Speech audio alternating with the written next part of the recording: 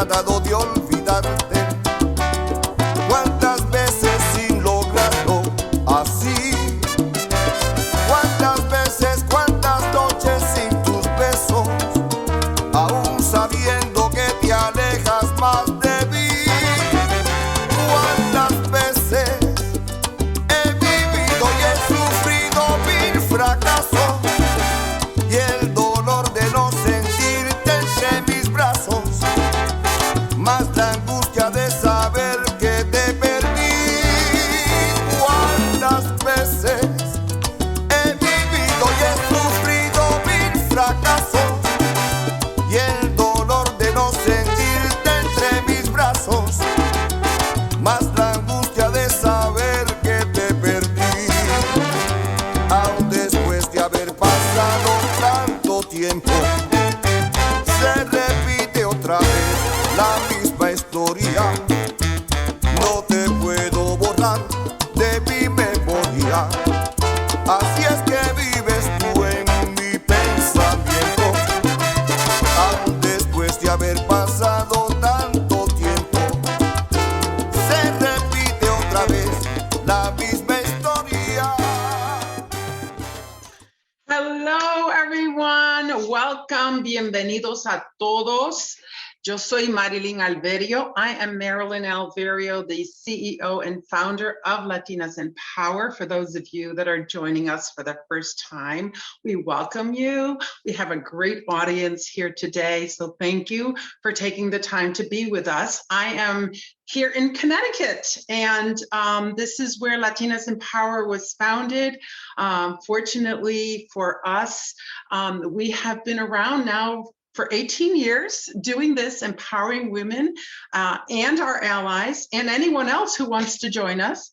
We're all about inspiring, motivating, encouraging, and enabling Latinas to succeed, whether it's on their career path or whether it's in business or even in their personal lives. We try to bring information to you, resources and tools that could help you in that career path, whether you're taking that next rung in the ladder to your career path or whether it's in any other space in your life. We hope that our information is helpful to you. So we're happy that today EverSource, one of our presenting sponsors, is offering a very important topic. I just want to say a couple things about EverSource. They have been one of our sponsors since the very beginning. So they must see something in what we are doing that brings a lot of value. And you'll see in today's topic that we're always looking for new information to share with you. So what I'm going to ask you to do is during our pre-roll, we had all of our social media platforms. Our Instagram at Latinas in Power is where we do a lot of giveaways. So if you haven't gone to our Instagram page, go ahead and like and comment and save and follow us. We're always sharing our information there. We're on Facebook, we're on Twitter, and we're also on LinkedIn. And then our YouTube channel is where we put all of our videos, for example, today's videos. So if the information that you receive today is something that you think will be of value to someone that you know, please send them over to the YouTube channel, and please do subscribe to the YouTube channel. It certainly does help us, as you can imagine. So today, we are going to be talking about women in non-traditional roles. And when I was looking at this, I realized that Latinas in Power has been focusing on a lot in the corporate, nonprofit, and government sector of a career path, but we had not really talked a lot about that energy space, the opportunities in non-traditional roles. So today is kind of like the first time that we have this conversation, and I do hope that it's helpful to you. We have a panel of women that I would like to introduce now. The first woman who will be sharing a little bit about herself, as well as the career opportunities and even some of the barriers and challenges is Ariana Barrett. She is the manager of asset management at Eversource Energy. And from the Dominican Republic, I was just sharing with her earlier that I'm going to be in the DR in March, and she was telling me how envious she is of that because, you know, I'm from Puerto Rico and actually born and raised in the U.S., but my parents are from Puerto Rico, so I am fully bilingual, bicultural, and my Puerto Rican heritage and my American heritage. It's like living in two worlds, but un orgullo que uno tiene de la cultura de uno, ¿verdad, Ariana? Welcome, Ariana. Hola, everyone. Hi, everyone. Happy to be here today. And yes, you're absolutely right. We have two worlds and we live in both of them. Absolutely. So Ariana, share with us a little bit about, you know, who you are and a little bit about your experience and how you got into being in this role that is really male dominated. Yeah, first off, thank you for the opportunity to share my story with folks today. As you mentioned, I was born and raised in the Dominican Republic. I moved to Connecticut 15 years ago. And from a very early age, I'm the middle child. I have an older sister, a younger brother. But since very early in my life, I was always interested in doing things, fixing things, not your traditional female expectations, if you will, tasks. I think everyone that comes from, you know, cultural backgrounds like ours understands what I'm trying to say. I was expected to help in the house, cook, clean, all that. And I did that, but I was always very interested in following my dad and doing things. So they just allowed me to explore both sides, you know, taught me what was expected as the woman of the house, but also helping my dad. So throughout my life, I just noticed that I was very interested in that. I was very interested in physics, math, all the sciences behind how things work, until eventually, when I was done with high school, it was clear to me that an engineering path was the right path for me. And I got through the tests, and funny enough, the top engineering that came from the test was electrical engineer, which was the one that I ended up pursuing. And it was also very funny because I do remember getting comments from folks telling me, well, there are other engineerings that are better right now, you know, more popular, more, you know, female friendly. And I just couldn't think of anything else. So I went into electrical engineering again. I was the only, I think that was one of the first times where I realized I was in a different environment because I went into college. I was the only female in my class. It was 10, 11 of us.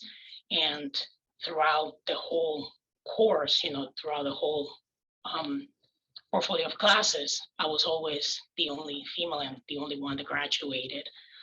So I think that prepared me in a way for what the future of my career held, which was I have then quickly moved into the utility business. I worked in the utility business, both distribution and transmission, back in the Dominican Republic.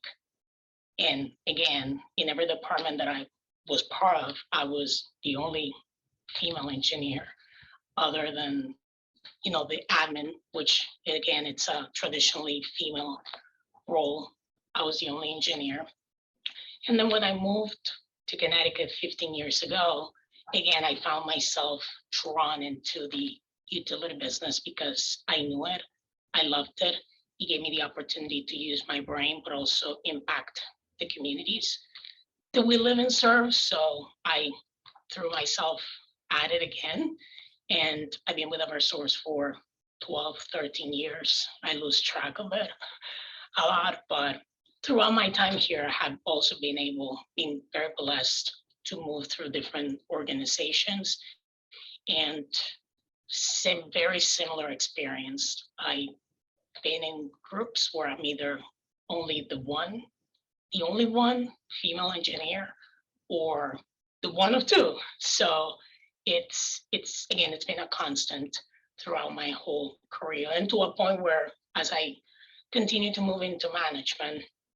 My first managerial supervisory experience was with a group of all male field workers. I was a supervisor for underground line operations here in Hartford, Connecticut, and I was there for almost 3 years. I was the only, again, the first and only supervisor in that organization.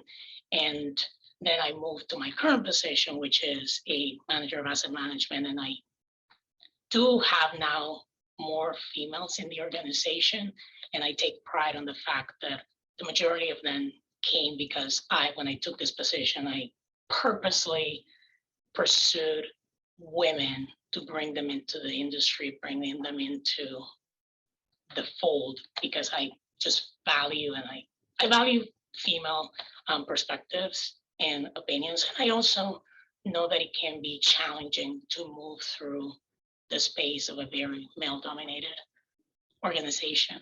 So that's kind of like a very brief, I don't know if it was brief enough, story. No, it's really, what I want to know is, like, talk to me about exactly what that means. Like, when you're an electrical engineer in that space and you're supervising people, you said underground? Yeah. Talk to me about what that entails. If there was somebody that is listening to us today that is kind of curious as to, do I have what it takes to do something like that? What were some of those, first of all, as a female, some of those challenges that we have to sometimes overcome or figure out a way to manage situations? Because I'm sure it can be frustrating. Yeah, absolutely. And I will share the funny story that when I applied for the position and some of my future employees found out, some of them stopped me on the hallway in the building and told me, you should not put in for it. You should walk away from this. This is not a place for a woman. It's just. They difficult. Actually said that it's not a place for women? Yeah.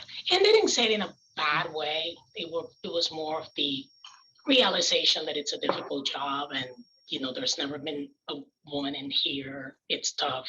It might be, you don't need this challenge in your life right now.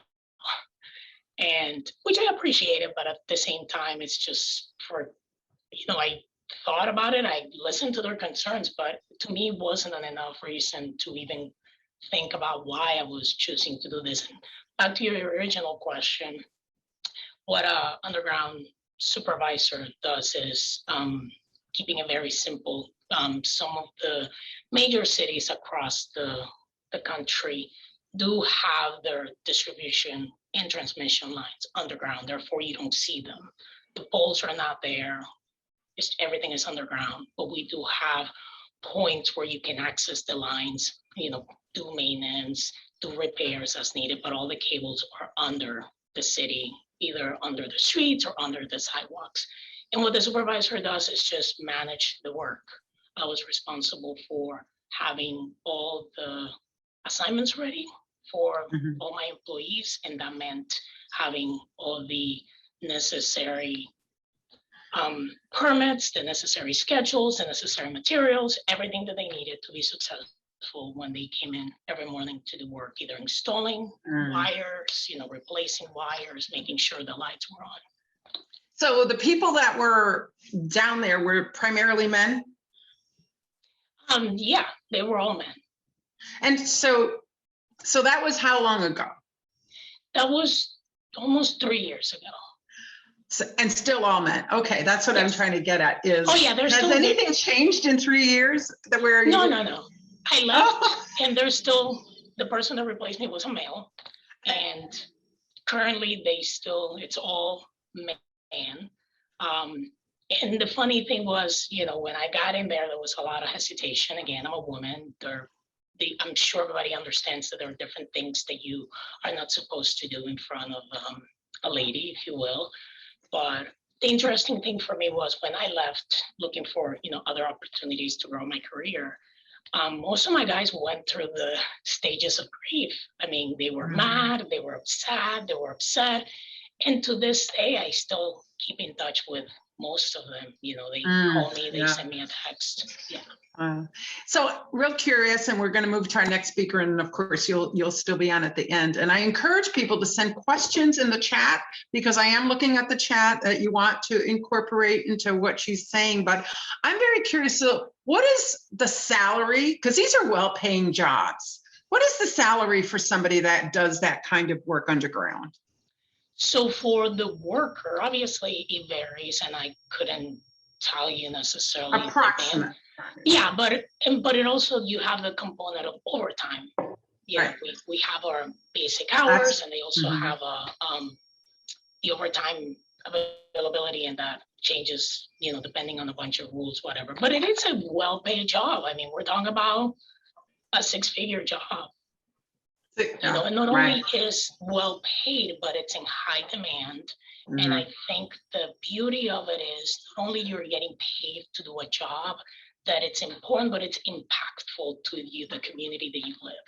Right, which to me is just such a good, you know, well-rounded. So that's so interesting. And we're going to hear, you know, from Gretchen a little bit later about how people could start off with certification programs. And one of the things I want to emphasize is, while we're talking about a company that is primarily here in the New England area, they do recruit across the country. But some of the programs we're going to be talking about today is specific to New England, but that this is an industry that is national. So it would be in your interest, if you or someone that you know go out to your own local utility and or energy company in your area, because there's a huge gap, right, in this space. And so a lot of opportunities. We are now going to move to one of your colleagues, Jamie Satar. I'm killing your last name, Sataraka, right? Is it Sataraka, Jamie? Yes, Sataraka, you got that correct. So great, Jamie. And Jamie is, well, line mechanic. Oh my gosh, I'm so, I can't wait to hear what you have to say as to what that entails. Welcome, Jamie, is our next speaker. Good afternoon, everybody. Thank you for having me. My name is Jamie Sadaraka, and I've been with Eversource for a little over 14 years. 12 years of that was being a lineman. I started out as an apprentice, and then I became a journeyman lineman. And then in the last 2 years, I recently jumped over to a supervisory position. And it has been a whirlwind of a career, and I absolutely love it.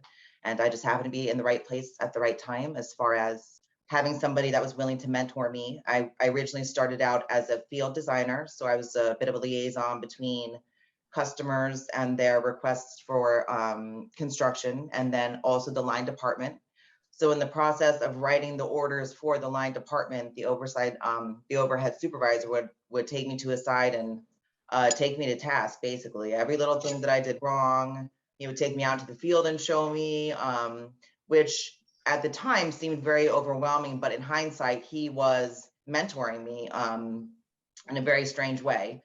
But he took me out to the field, and I met the linemen, and they showed me everything that they had, everything that was going on. Because to do that job effectively, you have to understand what they're doing. And then it just kind of grew from there. He continued to share his knowledge with me. And then one day there was just a little bit of trash talking going back and forth, which I learned in my first 7 years of being the only woman in the utility industry. And he asked me if I thought I could do it better. And I said I thought I could. And he offered me a position in the apprenticeship program. So in the what program? I ended up where I am in the what program? Right now. It wasn't anything like the apprenticeship program. Apprenticeship, okay. Program. Yeah. Mm-hmm. So you become an apprentice through the apprenticeship program. Yes. You're cutting in and out a little bit, so I just want to make sure that when I hear something that may have cut out, I'll ask you to repeat it so people don't miss out. Okay. Okay. I got it. So line work is fantastic. It's a very challenging career. It's a tough career. It's physically rewarding. It's mentally challenging. but I've so far loved everything about it. As Ariana touched on, it's difficult to be the only woman in the room for most of the situations. There were no other women linemen in my department. I don't think there are any other women linemen in Eversource Energy in Connecticut. I think that there are some in Massachusetts. So I'm excited to be here to try and get some other people interested in getting into the program, because women definitely bring a different aspect to things. So I'm curious, and actually it was one of the questions that was in the chat. And then I guess also leading up to it, I've had I think we're having some technical difficulties. Could you hear me, Jamie? Could you hear me? I don't know that Jamie could hear me. David, could you check to see if there's anything? Okay, so we definitely are having some technical difficulties. You're not coming through. Yes, I can. I'm sorry? No. Yeah. Okay. Yeah, so we are having some technical difficulties where your voice is cutting in and out and you're freezing. So what we're going to do is maybe see if you could move to a different spot. We're going to go to our next panelist and come back to you.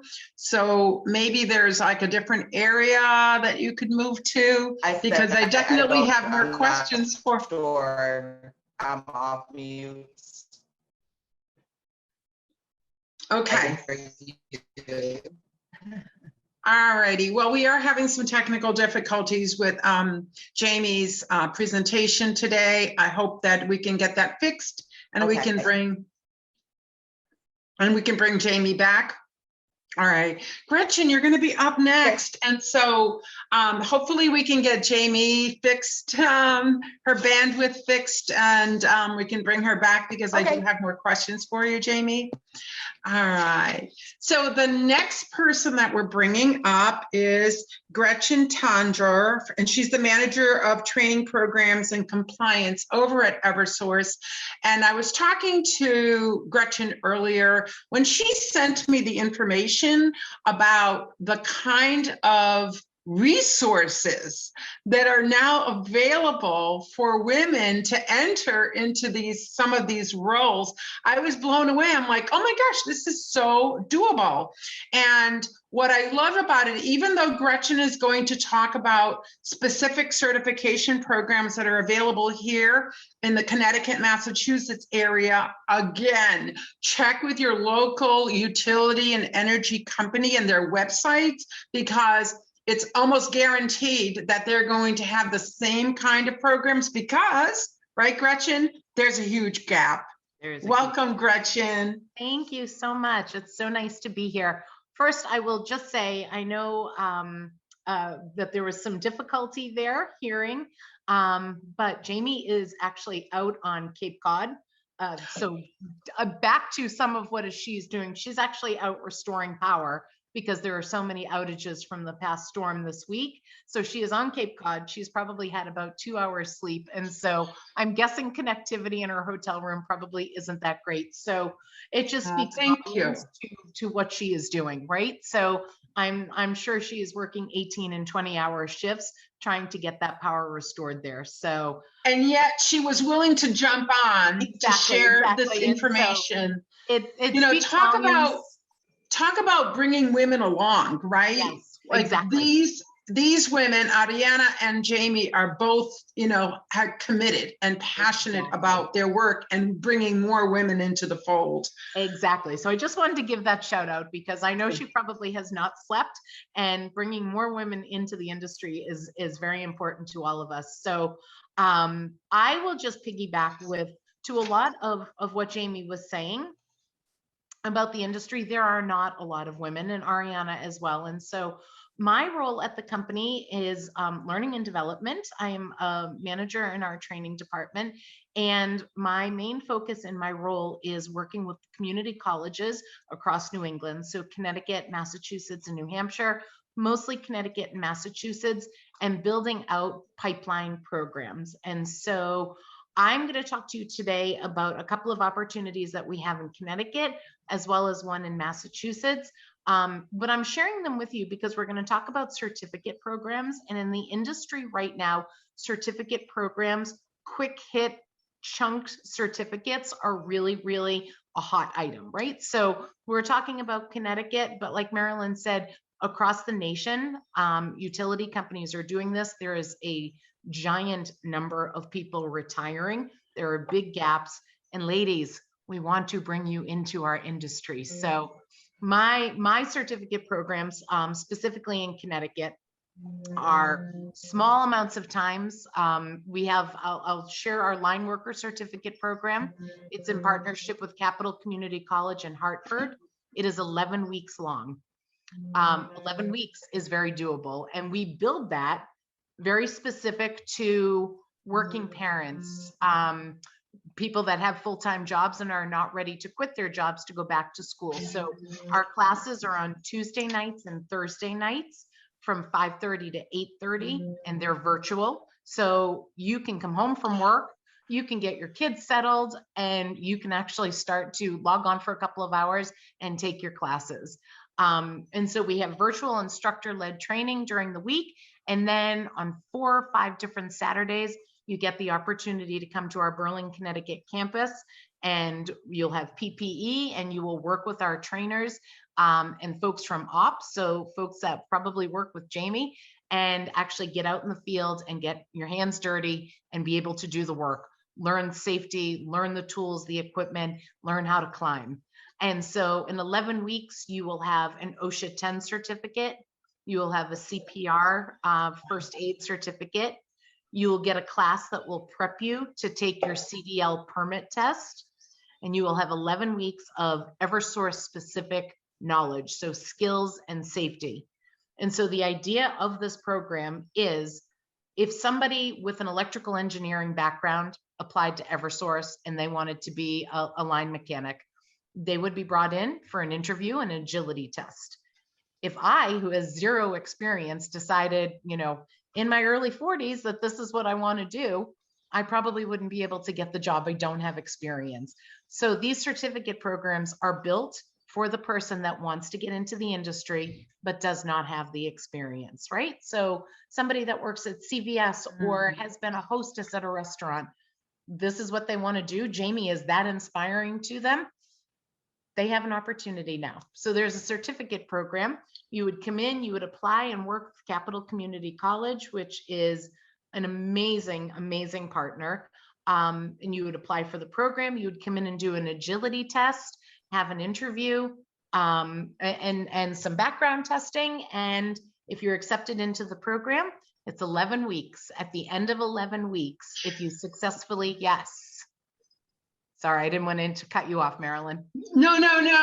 So there was the PPP, the PPE, and the CDL. People are saying, can you tell us what that means? Because some people don't know what that means. So CDL license, in order to drive any of our company vehicles, you will need a CDL. So to drive a truck. And so when you are employed with the company, we would then send you for your license. But as part of these programs, we prep you so that you are all set to go get your permit. And they pay for that? Yes, as part of this, the student company pays for it. When you go get your CDL, the company pays for it. For your permit, the student at the time would pay for that. But we prep you for your permit. So it's a commercial driver's license. Commercial driver's license, yes. And then the PPE is about pandemic, right? Yeah. Nope. So PPE is anything to keep you safe. So your hard hat, gloves, safety goggles, a vest, anything that will keep you safe out in our yard, steel-toed boots. So all of that. Okay. And then you will have to wear FR clothing so that you are safe from any electrical hazards. So you would wear an FR shirt and FR pants. And so we would. So let's talk about, this is so exciting. Let's talk about like the education that, like high school, any kind of post-high school, what is the minimum requirement? Because a lot of the women that we have that follow us and that join our Lunch and Learns, some of them are mid-career, so maybe they're already positioned, but some may just have a high school, diploma. That's fantastic. Good for them for having the high school diploma. Bring it on. We ask that you be 18 years old and have a high school diploma. So those are our two requirements. Yes. Yes. And if you have a want to work in the industry, this is an amazing opportunity to do it. And so Gretchen, there was a question that came up earlier when Ariana was on, that is about some of the main issues and why there's such a huge gap in getting women into this. Could talk to us a little bit about what is stopping women from going, oh, that's, not, feminine enough, or whatever that is. What are some of the issues? You know what?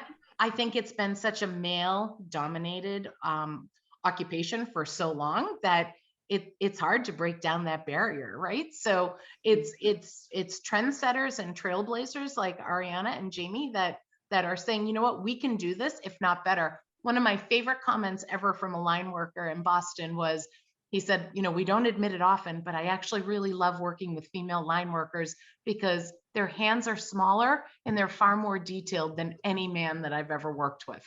And so I love hearing that. We are detailed, we are multitaskers. And so I think it's breaking down that barrier to get them into a place where we're not normally seen. I think that somebody mentioned lack of exposure to the opportunity. Absolutely. Is why I was so excited about today, is because we don't talk about this often enough. No. We need to start doing more on the marketing side, of course, of this, is that welcome, we want you, the doors are open to you, we want more women, and get that message out there. What is Eversource doing around that? You know what? Eversource is really pushing to get our workforce to be as diverse as we can. And so that includes women. And so we have panels of women in non-traditional roles. We do a lot of recruiting out at vocational schools, high schools, and colleges, and we are actually holding events specifically for women. And in times like that, we pull in our female workers so that you can see these women have been doing it for a long time. I have a class in Massachusetts right now, and we have 3 females in our class, a 2-year associate degree program, and they are phenomenal and so smart and so driven. And I'm just so excited to see where they go. And so Eversource is 100% behind it, and they are pushing to have females in the workforce. That's fantastic. So in terms of our physical ability to do these jobs, I mean, talk to me a little bit about that, because I'm sure there's different stages and or levels of physical work that is involved here, right? Absolutely. And so I would be remiss if I didn't say that Jamie or Ariana wouldn't be able to speak better to that than I. I have never been in the field, but I will say that we are women. We juggle 1,000,005 things at a time, whether it be 2.2 children and 15 food shopping bags on one arms. You're never going to be out in a field by yourself. So you're always going to have a crew with you. And so I think if I were to speak frankly, I think that's something that we have to let go. We are strong individuals. And when you have a crew of people supporting you, I think we can do a lot of things. Okay, that then brings me to bringing in Jamie and Ariana to this conversation, because we have about 10 minutes left, and there's a lot of questions in the chat that we want to get to. I'm hoping, Jamie, how you doing? Hi, I'm back. Can you hear me now? Great. That's great. Jamie, so many people were like, go Jamie, you rock. And thank you for being out there and for jumping on today's call. And I just wanted to give you an opportunity if there was anything else you wanted to share about your experience. I know that there's like questions out there is, you know, like the whole idea of being a line worker, you know, the physical aspect of it, as well as, you know, we know that we need some additional, there's a certification program that is on there, but what additional training do you need for that line worker position? They are going to show you everything. So you need to be somewhat mechanically inclined, and Okay. it is, you have to be ready for a physical challenge because it is extremely hard work, but it's also a free membership to the gym. Every day that you go and every day that you do things, you're going to keep getting stronger and things are going to get easier and easier.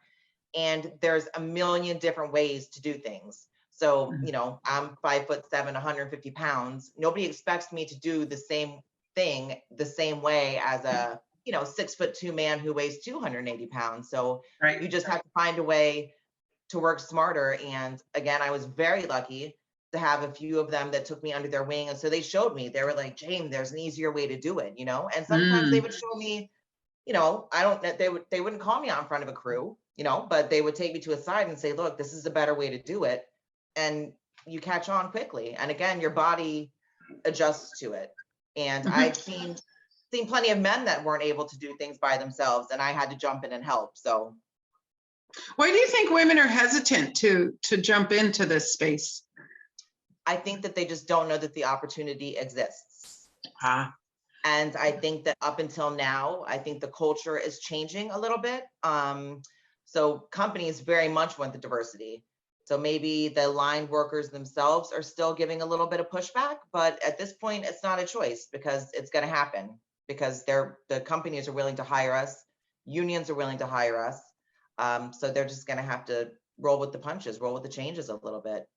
So I think that's it. I think it's just letting people know that it can be done. It can be done, right. And so you can't have a family, and you can't go to school, and you can make money and support yourself and your family. So and good money, make good money. Yeah. I like the way you opened your eyes there. Well, it's not just the money; it's the benefits. And I couldn't afford to go to college right out of high school. It took me 18 years to get a 4-year degree, but the company paid for it. So sitting in that bucket truck in my downtime, I was also getting an economics degree. So it's a million opportunities that they give you. Because also to make the money, you are sacrificing your time. So there's a little bit of a balance there, but even without overtime, it's a good living. Right. So I know that Gretchen, your camera is off. I'd love to have you on camera, but Ariana, there were so many like accolades for you on the chat. Ariana is wonderful. You're an inspiration. Thank you for sharing your story, Ariana. And there's a question about how do you bring your Latina-ness to the role as a leader in a non-traditional field? Does that play any part in what you do? Because I know for me, in my career, my Latina-ness was always something that I did not leave at the door. You know, I brought my style, my communication style. You know, I tell people I come in salsa dancing at my conferences. So talk to us a little bit about that Latina-ness role and how that played a part. And I think that applies to all, not just Latinas, but just any cultural background that you have. You just have to be true to yourself. You just have to be confident and believe, you know, coming from a good place, staying true to yourself, being respectful to others, but you just cannot be afraid, you know. I was never afraid to the fact that I sometimes are louder than other people because of my cultural background. I was not afraid to the fact that, you know, maybe I spoke in a certain way with a certain accent and people might be wondering why. And I was never afraid of it. And if I had to repeat myself again, I would do it. It's just, you cannot be afraid. You just have to bring your true self. But at the same time, also respecting and understanding the needs of others. They might not necessarily be that familiar with your cultural background. You're teaching them. And the only way you can teach is by being your true self. You know, and when you're in this space, you know, racism, discrimination, sexism, misogyny, all of that is alive and well, right? Let's acknowledge that.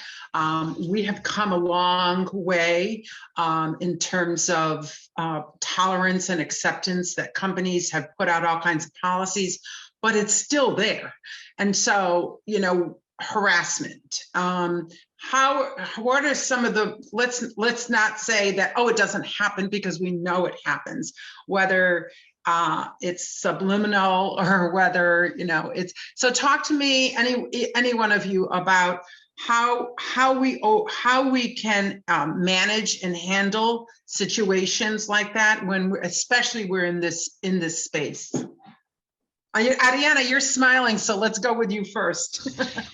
I'm just thinking of some experiences. I've been lucky enough that it hasn't been too aggressive, other than, you know, being told that I don't belong in a space. But you just have to call it out. You just have to, you know, when it happens, call it out. And how do you do that? How do you call it out?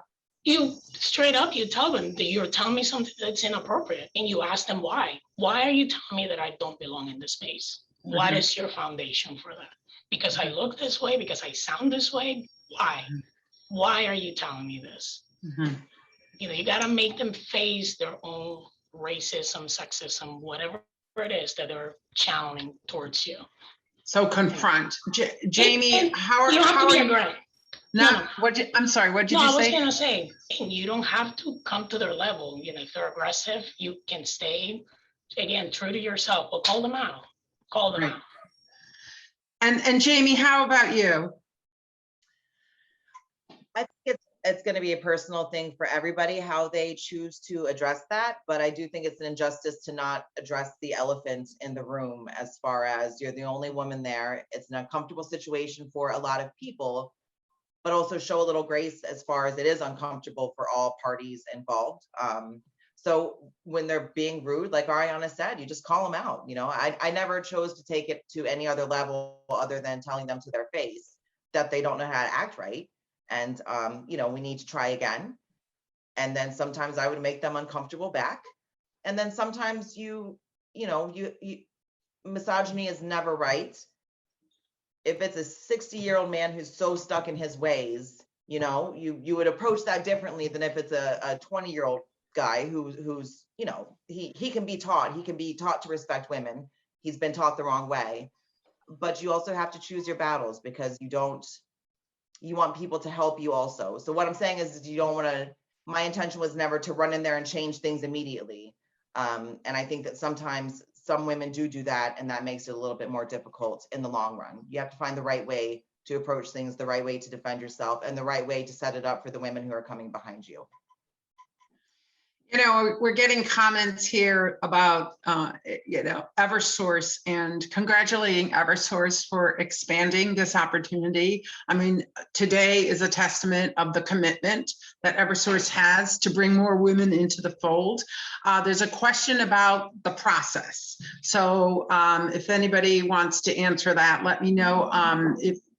Sorry, my puppy's starting to bark.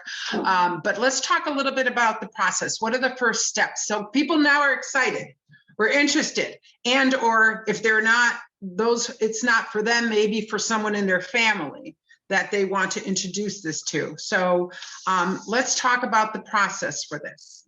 I can speak to that. So if anyone's interested in any of the certificate and or associate degree programs, I believe the links have been put into the chat. So there's Capital Community College, so you can even go just directly to their page. And there's also Middlesex Community College. So we have a gas certificate program with them. If electric line work is not your cup of tea and you think that you would like to work in the natural gas industry, there's also an equally large need for workers. So you can go to either of those, or Bunker Hill Community College in Boston. So you could also check out that.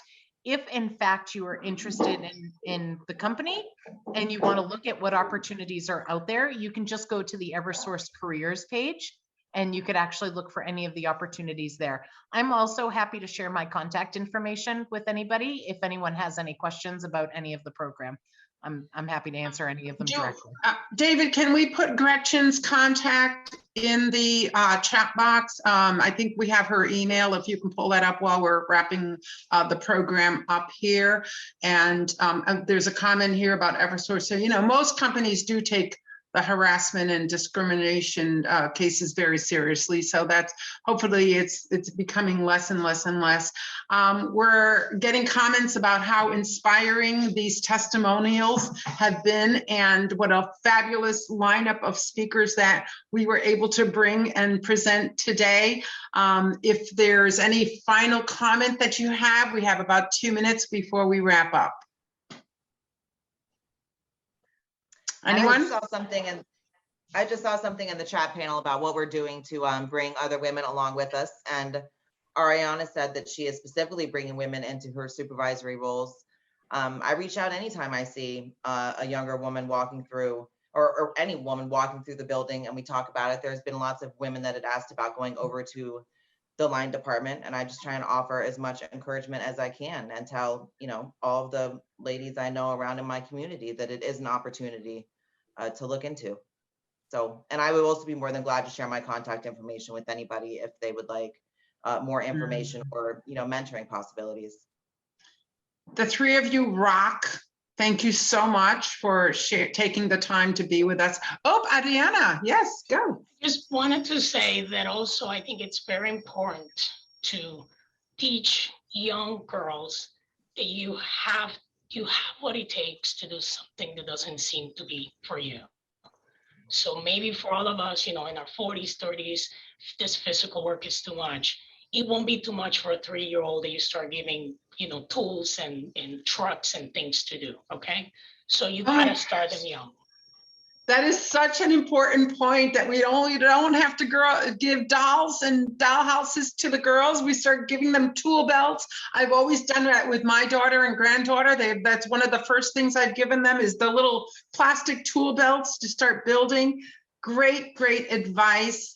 I would like to thank the three of you for being here today, and to remind everyone that, you know, we have a hybrid conference coming up on June 2nd that we will start to, start promoting fairly shortly. Our social media platforms is where you will get all the information about all of our lunch and learns. Most of our lunch and learns are going to be free of charge, except if we have to bring in a speaker that we need to pay, then there'll be like a small fee of $25. But I promise you, it's always very much worth it to join Latinas in Power and helping us to get the word out about the importance of sharing our strategies for success with each other, empower each other, and help each other to move forward in our career and in our personal lives. With that, I'd like to thank you so much for joining us today, and enjoy our closing music, salsa, of course. Thank you, everyone.